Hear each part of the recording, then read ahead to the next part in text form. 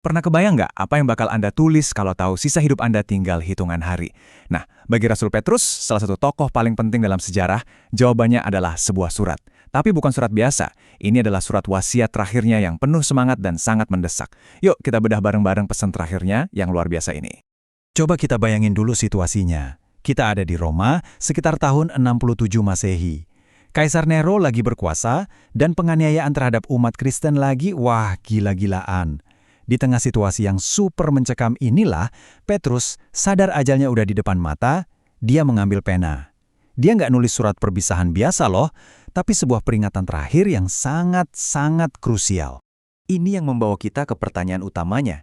Dengan waktu yang mepet banget, di bawah ancaman eksekusi yang brutal, pesan apa sih yang menurut Petrus begitu penting sampai harus jadi kata-kata terakhirnya? Jawaban dari pertanyaan ini, ini yang bakal jadi kunci kita buat ngerti seluruh suratnya. Jadi, ancaman apa sih yang paling bikin Petrus khawatir? Dan ini yang unik, dia sadar bahaya terbesarnya itu bukan pedang Romawi dari luar. Bukan. Melainkan racun yang menyelinap dari dalam gereja itu sendiri. Surat ini ibaratnya adalah benteng pertahanan terakhir yang dia bangun untuk melindungi mereka semua. Terus, senjatanya apa buat ngelawan racun ini? Petrus menawarkan satu hal, epignosis. Ini bukan sekedar pengetahuan di otak ya, bukan cuma hafal fakta-fakta teologis. Ini adalah pengenalan akan Tuhan yang sifatnya personal, dalam banget, sampai bisa ngubah total hidup seseorang dari akarnya. Dan pengenalan yang mendalam ini, kata Petrus, ternyata jadi kunci yang ngebuka sesuatu yang dahsyat, kuasa ilahi. Dalam bahasa Yunaninya, Pheias Dynameos. Kedengarannya kayak dinamit kan? Yah, kekuatannya emang sedahsyat itu. Petrus negesin kalau kuasa ini udah nyediain semua yang kita butuhin buat hidup benar. Nggak ada yang kurang sama sekali. Oke, tapi musuh spesifiknya ini siapa sih? Nah, disinilah kita bakal membedah anatomi penyesatan. Petrus ngasih peringatan keras kalau guru-guru palsu bakal muncul. Dan yang paling bahaya, mereka nggak datang dari luar, tapi dari tengah-tengah jemaat sendiri. Bener-bener musuh dalam selimut. Terus gimana cara kita ngenalin mereka? Tenang, Petrus ngasih kita profil yang jelas banget. Motivasi mereka itu bukan pelayanan, tapi keserakahan, istilahnya pleonexia. Cara mereka ngajar pakai kata-kata yang kedengarannya indah, tinggi, tapi isinya zong, kosong. Moral mereka, ya hidupnya ngikutin hawa nafsu. Dan puncaknya, ini yang paling licik, mereka janjiin kemerdekaan, padahal yang mereka tawarkan itu perbudakan dosa. Jadi pada akhirnya pilihannya cuma dua jalan yang beda banget. Jalan kebenaran, yang dibangun di atas anugerah dan tujuannya kekudusan hidup. Di sisi lain ada jalan Bileam, yang diikutin para penyesat ini, yang dibangun di atas keserakahan dan ujungnya kehancuran. Benar-benar kayak hitam dan putih. Oke, ancamannya jelas. Terus, gimana cara orang percaya bisa ngebentangin diri? Nah, Petrus nggak cuma ngasih alarm bahaya, dia juga ngasih kita semacam cetak biru yang praktis buat membangun ketahanan rohani. Dia nyebutnya tangga pertumbuhan iman.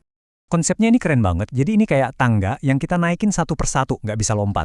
Semuanya dimulai dari iman. Tapi iman yang benar itu harus nimbulin kebajikan atau integritas moral. Buat punya kebajikan, kita butuh pengetahuan yang praktis. Biar pengetahuannya nggak liar, kita perlu penguasaan diri. Nah, pas hidup lagi susah, kita butuh ketekunan. Dan semua ini puncaknya ada di kasih, yang jadi cerminan karakter Tuhan sendiri. Semuanya nyambung dan saling membangun. Jadi, poin krusialnya apa? Ini dia. Pertumbuhan itu bukan pilihan, tapi keharusan. Kata Petrus, cuma dengan aktif naik tangga inilah kita bisa berbuah, nggak mandul secara rohani. Dan ini juga yang ngasih kita kepastian kalau iman kita itu beneran nyata dan hidup. Oke, sekarang kita geser ke salah satu topik yang, ini dalam banget dan sering jadi bahan ejekan, yaitu soal penantian akhir zaman. Para pengejek zaman dulu dan zaman sekarang juga sih, punya argumen yang kedengerannya logis banget. Mereka lihat alam terus bilang, lihat deh, matahari terbit, terbenam, musim berganti, semuanya sama aja dari dulu. Janji soal kedatangannya kembali itu, mana buktinya? Jadi mereka pakai keteraturan dunia buat bilang Tuhan nggak bakal ikut campur. Nah, jawaban pertama Petrus itu cerdas banget. Dia ngajak kita buat ganti kacamata, yaitu kacamata waktu. Buat kita, manusia, waktu itu kan lurus dan terbatas. Jadi kalau nunggu lama, kita mikirnya itu lambat. Tapi buat Tuhan, yang ada di luar batasan waktu, apa yang kita lihat sebagai kelambatan, itu sebenarnya adalah wujud kesabarannya. Ini dia ayat kuncinya. Petrus jelasin kalau apa yang kita anggap penundaan itu sebenarnya anugerah.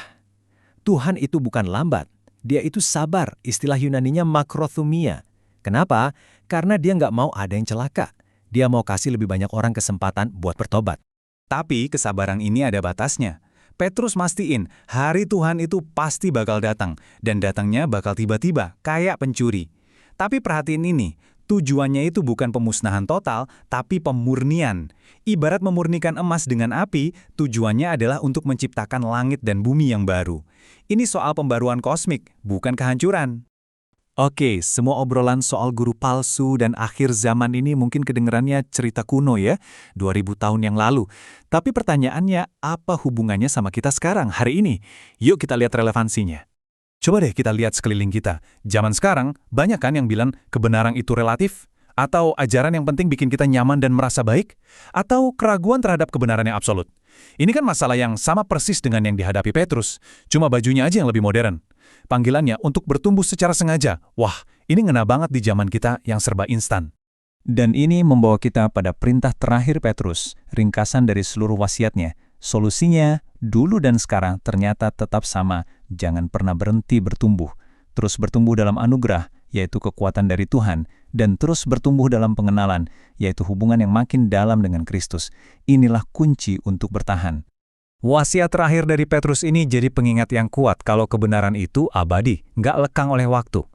Jadi saya mau tinggalin satu pertanyaan buat kita renungkan sama-sama. Kalau pesan Petrus ini memang benar dan kekal, gimana cara kita secara aktif dan nyata membangun hidup kita di atas fondasi ini, mulai hari ini?